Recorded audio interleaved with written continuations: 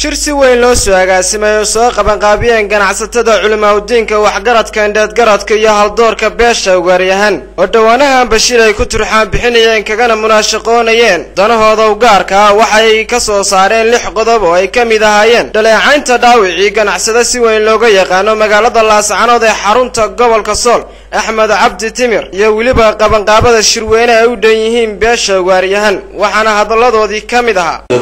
حاضرك عطاشة برسفورها ولماذا كشيء كان يسوي هذا بيسلم محمد صلى الله عليه وسلم والسلام عليكم ورحمة الله وبركاته حاضرك واجب هذا قبل تشيل شيء ومضى ما كشيء قبضته وغير شيء قبضته شو كله عن شيء شيء يجوا خاصة ترى حصل حال يجوا السجارة وفي الشارع هذا يروح على المدائن وحكي استعسروا وصحافة وغير ذوي كمل هاي الشركة تبعده وحلاش يبغى وروح المدينين ضروري تهاي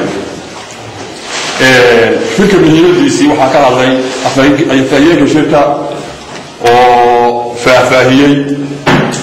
وضبطي الباطل مريانات وشويانين ما كان قبلا ومرحلة ضرب شركة الصومالي ما أنا بدن بالجوجا بيشو عادي ودنا نسي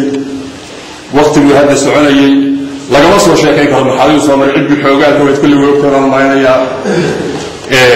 وحي لله خبرني يدل اللولي ميلي أسمع قرآن لما كنت يعني عدي ضايع صاحب سكاف صدوقة كل التصحافات الضمار يغير السيارة هاي ويلا قيمته أن الدهول اللي في مايو واحد ترى أنتي قال على مجال الله سبحانه المكي ولادك حاجة أحمد عبد التمير له جيستي وهذا يكون يقول بيسي الله العي والدول كي حسبنا من وين كهنقول لهي هنا بقى فرق بيسوق دوايا ما باشا أكفوجي ما همك يجو وحكي سوى وين ما له هنا ما هو سوى استعماري عندي سوى استعماري لا أنا كان كون عملنا هو لا يخلص صوته عندي صوته طلعنا يعني وحبط واحد المين واحد ورا تكلا شركة باش مهمة يسوي حياة شوية يسوي تمارضة شوية سودنا بدل يقولوا استيران ويلا حوله هذا وطبعا وقت قال المناسب كله مطلوب وحنقول بقى أنا بيش وجاريهن ما يستعي شوفته يوحد استعي مسنت هاي واحد صلنا هو يا واحد كلام سيء قال يقول لا بيعمل سنتها قال خاطر يعمل سنتها قال سناء لا بيعمل سنتها قال كلام سيء كل سنة بدري كذا شيء عند البيش هو يا واحد الساعة من سنة واحد دول شركة إلى النيوت إلى كقطوش وحبوا ولا يتناقض يلا بس عافية اللي جاب وين مايو ما أنا عنده كل فايو أنا عنده كل اللي هي أنا على وين كنت تفاعل بدل البيش على شيء اللي كان يقول على الوتيرة وكيس كيف تقول يقول شفتوا فهذا يقول خبرات صار وما بنقول حاجة سيان هذاك على أقل هذا اللي كاستعيد أنا هذا الوسطوش شفتوا اسمه قاعدوا markay aragtay dhibaatada ka jirta gobolka Sool waxay isugu timi shir balaaran oo lagu xulay guddi 12 xubnood ka kooban markay guddidu yeelatay fadhi badan waxay soo saareen bayaan ka kooban qodobada hoos ku qoran qodobka kooban in laga digtoonaado wax kasta oo carqalad ku keenaya nabadgelyada iyo wada noolaanshaha beesha ugaaryahan iyo beelaha ay wada degan yihiin magaalada Laascaanood qodobka labaad waxay guddidu si buuxda u cambaaraynaysaa falkii foosha xumaa ee qaar ka mid ah ciidanka booliska iyo militariga Soomaaliland ka geysteen magaalada Laascaanood 6 bishii koowaad 2013 falkaas oo dad birimageyda ah qaarna guryahoodii loogu dhacay qaarna shaarica magaalada lagu toogtay qodobka saddexaad waxay guddidu dhaleecayn si buuxda u dhaleecaynaysaa maamulka Soomaaliland oo dirtay in falka dambiyeedka ciidanka booliska iyo militarigu ay geysteen isla markaana aanay si buuxda waxba uga qabanin waayo waxaa suuqa maraya qaar ka mid ah dadkii falkan ku eedaysnaa iyo gaadiidkii falka lagu galay guddidu arrintaa waxay kala kulantay oo ay fadhi kala yeelatay mas'uuliyiin ka tirsan maamulka Soomaaliland oo ay ka tirsan oo ay ka mid yihiin hoggaan wasiiro waxayna ballan qaadeen arrintaa in ay si degdeg ah wax uga qabanayaan muddo ka bacdi oo ay guddidu u fadhiday arrintaa in wax laga qabto wax guddida jawaab oo lagu soo celiyay ma jirto arrintaana waxba lagama qaban waxaa kaloo arrintaa ka dambeeyey gaadiidkii falka lagu galay oo markii hore la xidhay in markii dambe laga sii daayay saldhigga arrintaasna guddidu waxay la muuqatay inay arrintaasi tahay carqalad magaalada dhexdeeda laga abuurayo arrintaana waxaa dembigeeda qaadaya maamulka Soomaaliland qodobka afraad guddigu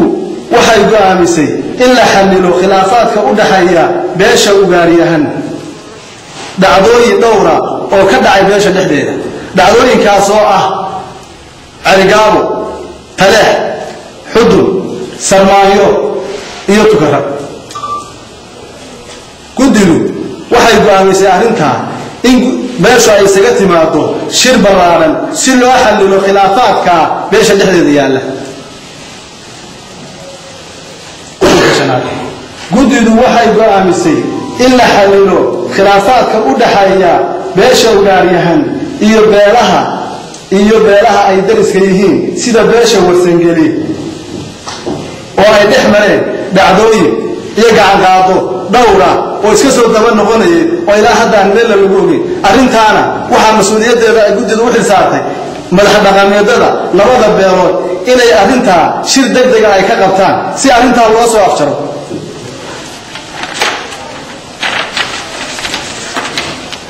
guddidu waxay u soo jeedinaysaa hogaamiye dhaqameedada beesha ugaariyahan in la qabto shir weyne lagu turxaan bixinayo beesha ugaariyahan sida ugu dhaqsaha badan madax dhaqameedadaas oo uu ka yahay garaad Saleemaan garaad Maxamuud waa in arrintaa si degdeg ah shirka loo qabto si ay beeshu aayaheeda uga tashato beeshu oo aan muddo 20 sano ah wax shir isugu iman aayaheedana ka tashan una galay khilaaf fara badan iyo gacan qaado beesha dhexdeeda waxa laga wadsanayaa isimada beesha ugaariyahan oo ugu horeeya garaad Saleemaan inay arrintaa shir degdeg ah oo ay beeshu aayaheeda kaga soo noqoto guddida beesha ugaariyahan ee halkan fadhida waxay kaloo ambaaraynaysaa falalka ka soconaya degmada Xudun ee ah dagaalka ay soo qaadeen ciidamada Soomaaliland dagaalkaas oo la keeni kara in uu galo dhul badan oo hadda nabadgelyo waxa laga codsanayaa ciidamada Soomaaliland iyo maamulka Soomaaliland inay ciidamadooda kala ka qaataan degmada Xudun waxaa iminka la sheegayaa in dad aan waxba geysan oo reer miyi ah oo xoolahooda la joogay kii ceelka iyo kii sahanka ahaa loo kaxaystay maxaabiis iyo gaadiid reer miyiga kanayay arrintaas mas'uuliyadeeda wixii ka yimaada halka waxay guddidu saaraysaa maamulka Soomaaliland waana in arrintaa ay maamulka Soomaaliland ciidamadooda si degdeg ah uga qaataan degmada Xudun dagaalkaas wuxuu keenayaa kasab fara badan wuxuuna gelayaa cawska hadda la wada daaqayo iyo ceelka hadda ay reebigooda cabayaan wuuna ballaaranaya